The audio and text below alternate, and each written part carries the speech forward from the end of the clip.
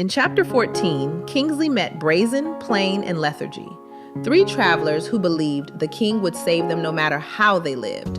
But because they refused to practice right doing, Kingsley had no choice but to leave them lying beside the road, asleep in their false security. Now, as Kingsley continues his journey, something is changing within him. His spirit is growing stronger. His eyes are clearer. The traps that once confused him no longer have the same power. He is not as easily beguiled as before.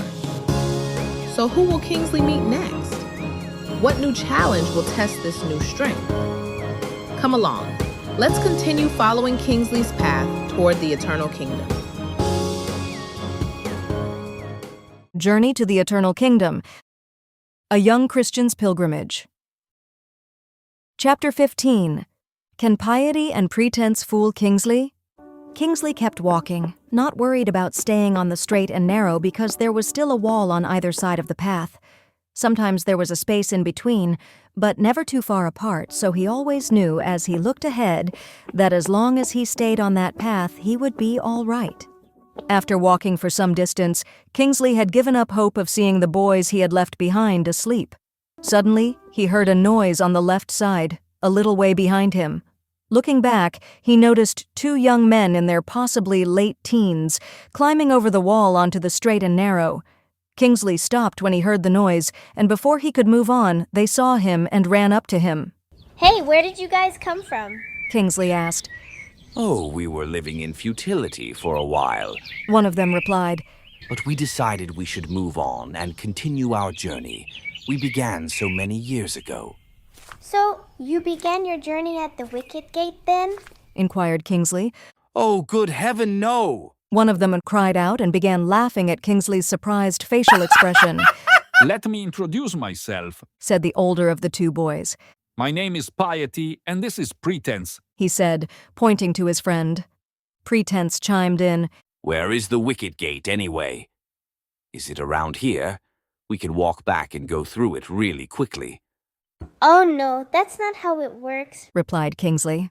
Oh, don't bother your little brain. The other lad said. Many people climb over the wall or crawl under the fence.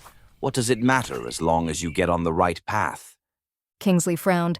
But it does matter. Replied Kingsley, and opening his book, he looked for the scripture. John 10:1. He who does not enter by the door into the fold of the sheep, but climbs up some other way, is a thief and a robber. Piety raised his fist as if to strike Kingsley in the face. Are you calling me a thief? He yelled. I'm sure there are others who would not agree with you, and many who would agree with us that the gate is too far away. We are as good pilgrims as you are. So, when you get to see the king and he asks for the card, Kingsley said, producing his gold card. what will you say? As quickly as he showed it, Kingsley stuffed it back in his pocket, quite sorry that he had revealed it to them. Where did you get that? Piety asked. At the cross. Replied Kingsley. He then proceeded to tell them of his journey so far. The young men listened intently, and after Kingsley was finished, they looked at each other. Well, it seems to me, Said Piety. that your way was not much different from ours. We started by climbing over the wall a way back. Then we got turned off the path, same as you did with Influencer. But now we have decided to begin our journey again. Why is your way better than ours? Chimed in. Pretense and I can't see that coming through the Wicket Gate can make so much of a difference. I think it's okay to do it our way. Next, they began commenting on Kingsley's clothes. Why are they so white? Who gave them to you? Probably one of your neighbors who was ashamed of your ragged clothes. You are right in one aspect. Said Kingsley. They were given to me, but not by one of my neighbors. They were given to me in place of my rags, because my righteousness is like filthy rags. They were given to me by my Lord to cover my nakedness, and as a token of his love and promise to be with me wherever I go. I hope I shall never stain them with my sins or disobedience. Kingsley stopped speaking, but the boys had no answer but just kept looking at each other and then burst out laughing. Kingsley turned and continued walking, not wanting to be laughed at again, and they fell in beside him. Together they walked on in silence for a while. Soon, because their pace was slower than Kingsley's, he left them and walked ahead, leaving them behind. After a while, they all came to a hill called Hardship. The way of the king led over this hill, which looked very rough and extremely steep. But Kingsley had learned his lesson. He was not going to turn away from Hardship any longer. At the side of the hill ran a cool spring. Before he attempted to climb, he took a long, cool, refreshing drink. Piety and Pretense were a distance away, and when they got to the foot of the hill, they saw 3 paths, one straight ahead that led over the hill, the one Kingsley had taken, another on the right side of the hill, and one to the left of the hill of Hardship. It's too hot to climb this steep hill. Pretense said to the other. Besides, these 2 paths look much smoother and easier to travel than this hill.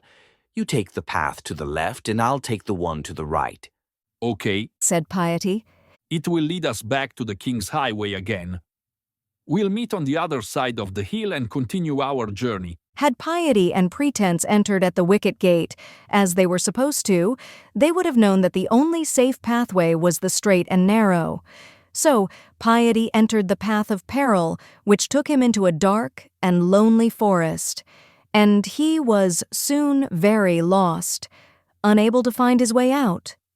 Pretense entered the path of ruination, which was not much better. His path led him among mountains, where he kept slipping and sliding. Kingsley watched helplessly as Piety vanished among the trees and Pretense stumbled over the rugged mountainside. Both had chosen their own way, unaware of the warning given at the wicket gate. For a moment, sorrow filled Kingsley's heart, yet he knew he could not follow them without losing his own way. Though Piety and Pretense had wandered into peril and ruin, all was not yet lost. Kingsley had learned that even when one strays, mercy can still reach them if they turn back in faith. Taking a deep breath, Kingsley continued on the straight and narrow path, whispering a prayer that they might one day find their way to safety. The light ahead beckoned him onward, and with renewed determination, he walked forward, ready for whatever lay ahead on his journey.